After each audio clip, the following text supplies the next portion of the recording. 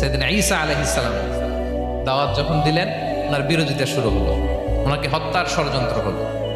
Even কি ওনাকে মারার জন্য বনি ইসরায়েলেরা উদ্ধত হলো, জানে বাঁচবার জন্য পালালেন, এক ঘরে ঢুকলেন, চারদিক দিয়ে ঘেরাও করলেন, উনি দরজা জানালা লাগাই দিলেন।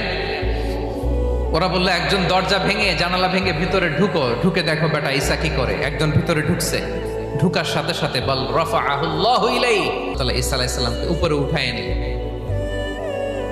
আর যেই লোকটাকে তারা ভিতরে ঢুকালো তার চেহারাকে আল্লাহ তাআলা ঈসা আলাইহিস সালামের চেহারার মতো করে দিলেন। এবার তার বাইরের সাথীরা বলে ঘটনা কি, বেটা ঈসাও বেরোয় না, আমাদের লোকটাও বেরোয় না, সবাই ঢুক।